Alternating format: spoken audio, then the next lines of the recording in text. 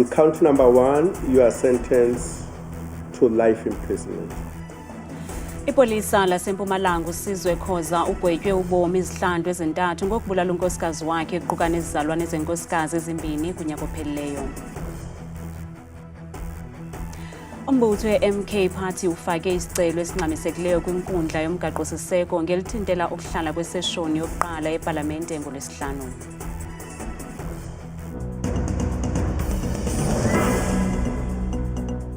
Sinamkele kwindaba zethu ngokuhlwanje yandamba ndodwa ndamba nophumza sikhumba noyitoliki yolwimi lwezandla Bhotani Mzontsundu. Inkundla ephakamileyo eMpumalanga igwebe indoda eneminyaka engama-39 ubomi izihlandlo ezintathu entolongweni. Le ndoda isakubala ipolisa yadubula unkosikazi wayo kunye namalungu osapho lakulo nkosikazi amabini. uSizwe Khoza wabadubula ngethuba kuzanywa ukusonjululwa ingxaki esisibini esasijongene nayo kunyaka ophelileyo. Ujaji owise esisigwebo uthi le ndoda khange ibonakalise nemvakalelo yokwaphula umthetho. Oko kwenze inkundla yaqaphela ukuba esi siganeko senziwa sicwangcisiwe. Sizwe Khoza lotholakele anemacala lamathathu ekubulala uvele enkantolo anelithemba lekuthi utawuthola sigwebo lesincane. Kodwa ke lijaji lelibukele licala Takalani Rajivumo ukubeke kwacaca ukuthi lamacala labukene naleliphoyisa amatima kakhulu kangake ukuthi ke kufanele athole sigwebo lesisinzako. In count number 1, you are sentenced to life imprisonment. Count number 2, you are sentenced to life imprisonment. Count number 3, you are sentenced to life imprisonment. For a simple reason that you have one life, the legislature also provide that any sentence that is imposed together with life imprisonment shall run concurrently with life imprisonment. Lijaji Rajivumo ligcizelele ukuthi lokubulawa kwalaba labathathu bekuvele kuhleliwe. Before you killed or executed the murder on these people, you had long enough opportunity to make up your mind, do I really want to continue and kill these people? And you decided, yes, I'm going to do it. You went to fetch the firearm from your bedroom, came back to a different room, and executed what you decided to do. Rajivumo uphindze wachaza Khoza njengemuntu lolihlazo kulomsebenzi wesiphoyisa kanye nasemphakathini jikelele. You are a disgrace to the organization that you were serving, the South African Police Services. They must be regretting the very day that they got you recruited to join them. Umndeni walaba labathathu labashona usimukele sigwebo senkantolo waphindze wavakalisa kuthokota ngekuthi sekwentiwe ubulungiswa kuleli cala. He took precious souls from us and we have really lost a lot as a family, so we'll never forgive whatever that he did. Ligumbi letekushushisa eNingizimu Afrika iNPA selisemukele lesigwebo lithi ke sitawuthumela umlayeto locinile kulabanye labangahle bende lokubi. Etindzabeni tetfu ku Channel 163 lotilethelwa iNewsroom Africa ngingumweli Masilela eMbombela eMpumalanga. Uvele enkundleni kaMantyi eThekwini namhlanje uGrayson Beer otyholwa ngokuhlaba izihlandlo ezili-15 abulale uHalima Hussein Preston ngelixa onzakalisa umyeni wakhe uSean kwanonyana wabo ne-14 leminyaka nabalwela ubomi babo esibhedlela. Kudizwe kuba amaxhoba ahlaselwa ngenxa yokuxhasa kwawo ilizwe lasePalestine. Kwiveki ephelileyo elityala laxoxwa kancinane enkundleni ngaphambi kokumiswa ukuze lo kaBeer ayekuhlolwa ubume bengqondo. Lusothukile uluntu lwaseThekwini sisiganeko esihambisa umzimba sokuhlaselwa ngokungenalusini kubulawe ibhinqa elineminyaka engama-46 uHalima Hussein Preston. OkaHussein Preston wahlatywa izihlandlo ezili-15 nguGrayson Beer onama-44. Ityala lomfi kukuxhasa ngokungagungqiyo ilizwe lasePalestina. Esi sehlo sabonakala kwividiyo ibithe ndi kumakhasi ezonxibelelwano nalapho umrhanelwa achaza izizathu zakhe ezoyamene nepolitiki ngesenzo sakhe. So that's why you killed her? Because she thought the Jews Usapho lomfi kwanoluntu banyanzelisa ubulungisa. Allow me at the very outset to condemn with the contempt it deserves the brutal slaying and killing of our sister Halima Hussein. Her only fault, I think, is that she is pro-Palestine. All she was doing is standing up for the rights of the Palestinian people, upholding human rights. And she became a victim of human rights today. We are glad with the court's rulings. We want justice for Halima. We believe that this crime has there's many aspects. The nature of the crime is quite serious with regards to the murder itself and the Palestinian matter that was on the videos. So we trying to contain it, but we can't. We want full justice for Halima. We believe that there's a lot of other things that can be taken to the courts to provide a reasonable answer for the suspects, conviction. Umyeni kaHalima nonyana wabo bachacha kubi esibhedlele ukanti umrhanelwa uza kufaka isicelo sebheyili ngomhla we-11 kuJulayi. Abahlali eNyanga naseKhayelitsha eKapa baphila phansi koloyiko emva kweziganeko ezahlukeneyo zokudutyulwa ze kubulawa abantu abasibhozo. Ezi ziganeko zivuse inkxalabo ngokusebenza kwamapolisa kwiilokishi zesi sixeko. Unobhala weqonga loluntu eNyanga uDumisani Qwebe uthi uluntu luhlala lusoyika emva kokudutyulwa kubulawe abantu abane kule mpelaveki iphelileyo. Olu dubulwano kwiziganeko ezibini ezahlukeneyo kule mpelaveki ludlule nemiphefumlo esibhozo. This shoot that took place on Sunday left the community so shocked as we were saying that at least now we're getting relieved in terms of the matters in our areas. Unfortunately, those that were shot on that day, they were coming from the meeting that they had, preparing going to Eastern Cape. For those that were gunned down in Solo, after the meeting they were attacked. 4 of them were shot dead. Uqwebe ubongoze abahlali ukuba bancedisane namapolisa ukulwa ulwaphulomthetho ukuqinisekisa isixeko esikhuselekileyo. Inkokheli ye-Social Justice Coalition uthi oludubulwano belinokunqandwa ukuba amapolisa namanye amacandelo karhulumente benokusebenzisana. We've been asking, even through the commission, to the Khayelitsha Commission of Inquiry recommendations for policing guidelines of actually informal settlements and townships. Until today, those guidelines are not there. Kusenjalo, amapolisa athi abila esoma ezama ukuza nesisombululo kule ngxaki ejongene neelokishi zaseKapa. We've rubbed in all intelligence capacities, not only from the SAPS, all the other intelligence fraternity, to assist to ensure that we understand who's behind these shootings. And secondly, we've deployed more policemen in those areas, and we are having partnership with even the city of Cape Town and the law enforcement. Komgqibelo abahlali base-Site C eKhayelitsha bacele abomthetho ukuba bangenelele ngokukhawuleza emva kokudutyulwa kwabantwana abathathu nomntu omdala kwindawo yokucheba inwele ngenjikalanga yangoMgqibelo. Abatshakazi umbutho i-MK bafake isicelo esingxamisekileyo kwinkundla yomgaqo-siseko ngelifuna ukuba imiswe iseshoni yokufungiswa kwamalungu amatsha epalamente ngolwesihlanu. Lo mbutho uthi awuhambiselani kwaphela nokuhlala kwale seshoni yepalamente ngelithi unyulo lukazwelonke lwalugutyungelwe zizenzo ezigwenxa zobuqhophololo. Esi siphakamiso se-MK sizana njengoko uMzantsi Afrika ujongene nenqanaba longaqiniseki kwezopolitiko nongazange kwabonwa kwiminyaka engamashumi-30 yolawulo yentando yesininzi kweli. Hlalutyi wezopolitiko uGqirha Ongama Mtimka uphefumle wenjenje ngelinyathelo le-MK.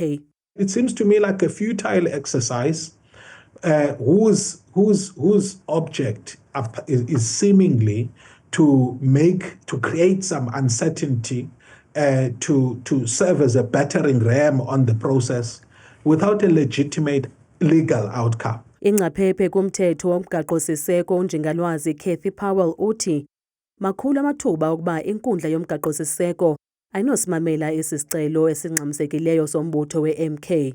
I think much as one shouldn't forecast, I think it is likely that the Constitutional Court will not even admit the interdict application onto the roll, won't even hear the matter. Ukanti umnumzana uJabulani Khumalo Ufake isicelo esingxamisekileyo kwinkundla ephakamileyo yaseNtshona Koloni nalapho afuna ukuba ithintelwe ipalamente kunye ne-MK Party ekususeni igama lakhe kuluhlu lwamalungu alombutho naza kufungiswa ipalamente ngoLwesihlanu. Lo mba kaMnumzana uKhumalo uza kumanyelwa wona ngoLwesine. Bakhala ngokungaxhamli kuhanjiso lweenkonzo abahlali bamatyotyombe aseMerrimee eMamelodi kwisixeko saseTshwane, ukanti bathi sekuphele iminyaka ngoku bathenjiswa ngumasipala kuba baza kunikezelwa ngeenkonzo zoluntu kusukela oko baqala ukuhlala kule ndawo ngo-2015, kodwa isixeko sizikhabile ezingxelo. Batyhola umasipala wesixeko saseTshwane ngokungabakhathaleli abahlali bamatyotyombe aseMerrimee eMamelodi. Le ndawo yasungulwa ngabantu abatsha abangatshatanga nababeze kufuna amadlelo aluhlaza ePitoli, kwaye bathi ngo-2015 umasipala wathembisa ngokubanikezela ngeenkonzo zoluntu, kodwa de kube namhlanje abaxhamli kuhanjiso lweenkonzo. Experience lots of death due to results of electric shock because of its illegal connections. Definitely, because of we ended up coming as a community as a whole, resorting in such solution because of we feel neglected by the city because of the only thing that we are hearing or getting it's that the city doesn't have money, the city doesn't. But we are looking at other places, the suburbs. We see the developments are happening there. Sisokola ngamanzi, ngamanye amaxesha abahlali bayanyanzeleka ukuba bayokha amanzi kwiindawo ezikufitshane. Xa bengawafumani yingxaki. Iitepu zethu zomile. Ngelixa isixeko saseTshwane sidize ukuba abahlali baseMerrimee bathabatha lo mhlaba ngongekho mthethweni. The city has no immediate plans to deal with the issue of Merrimee. As I've already alluded, it is on private land, illegally invaded, and the private owner should then take necessary steps and actions against those who have illegally occupied their property. The city continues to work very hard. Isixeko sikugxeke kabukhali ukuzithabathela umhlaba ngongekho mthethweni.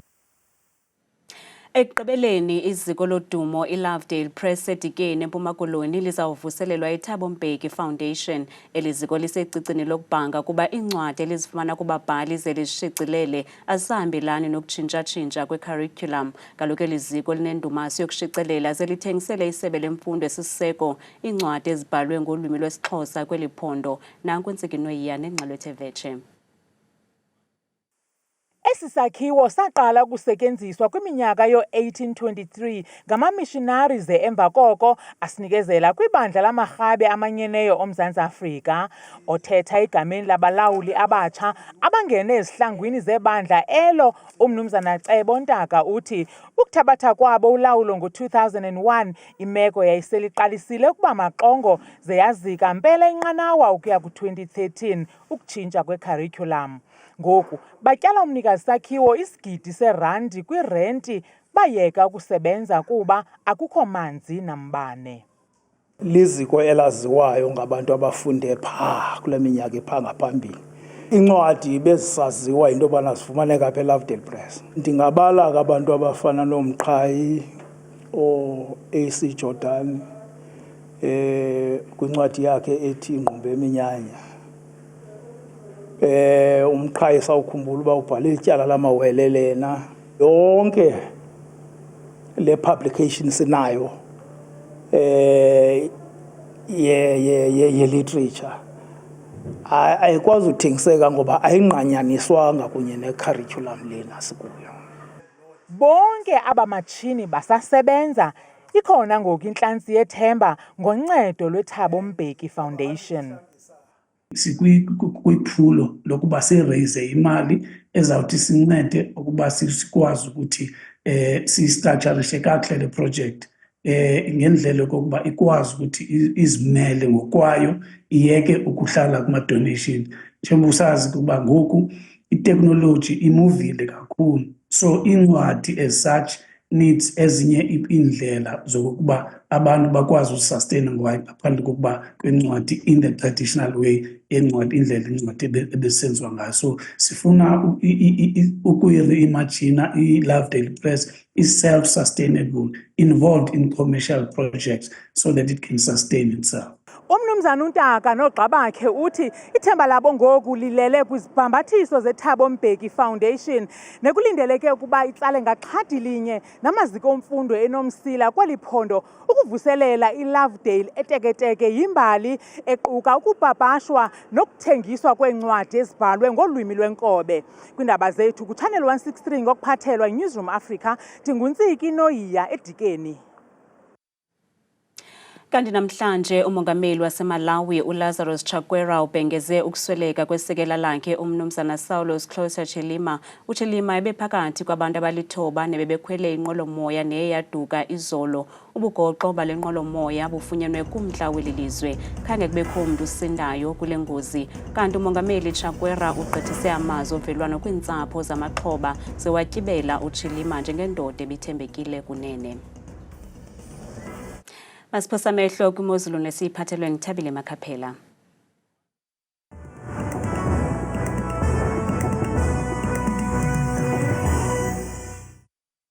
Nkosi kakhulu kweke qwathikazi ezindabeni ndiyakubulisa mbukeli wami ekhaya ndikwamkele bethuna eqongeni lam lemozulu mna kaloku ndinguthabile Makhaphela umamthebe umzontsundu yenjeje imozulu.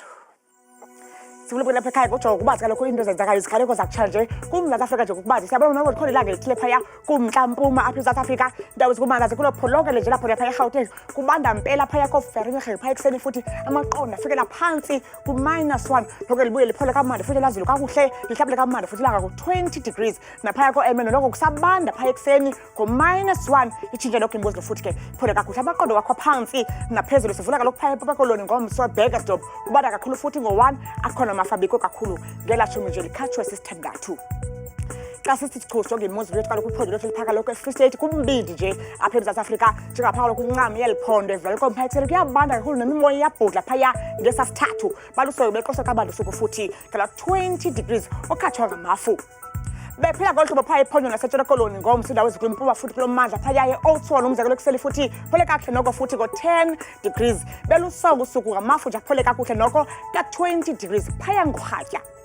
Benjeje phaya ephondo laseNorthern Cape ngomso bukele ekhaya phaya kwindawo esifana phaka lokho koDR ekuseni futhi ngala 7 degrees kusaphole kakuhle noko kodwa nabasabuka kakhulu futhi amafu gxebe ngo-17 degrees phaya xa besonga lamini. Benjeje phaya ephondo laseNorthwest ngomso koTosca phaya ekuseni kuyabanda kakhulu phaya ngesasithathu noko ke bukele buye lamozulu futhi itshintshe kamandi lihlaba umhlabilanga ku-22 degrees. Nansi kaloku imozulu apho sikhoyo kuseJohannesburg ePretoria phaya ekuseni futhi kuyabanda nokwana ngolwesisihlanu loxa ke izawuthi itshintshe la mozulu futhi ibe myoli kodwa iphole kakuhle futhi ngo-20 degrees kuyabanda eJohannesburg ngo-3 ekuseni. Baphila kanje phaya ephondo laseLimpopo ngomso kobilabila kuyabanda phaya ngo-5 degrees phalabura futhi kusabanda noko kuphole kamandi futhi ngo-11 degrees kuphole kakuhle futhi naphaya kaloku eThohoyandou ngelashumi. Sehla njalo jonge phaya ephondo laseMpumalanga ngomso koMidrand kubanda kakhulu futhi ngo-1 iguquka imozulu futhi ize nelanga phaya ngorhatya ngelashumi nje likhatshwa sisibhozo kuhle sikhukhuza noko kubanda phaya ekuseni futhi nge-4.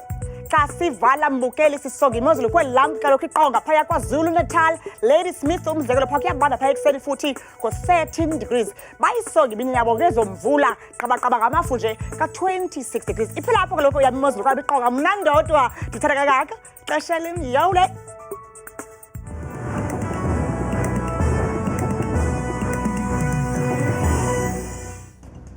Bukelingafumana la manqaku namanye kwiqonga lethu le-YouTube @Indaba Zethu 163 kamnandi mawethu.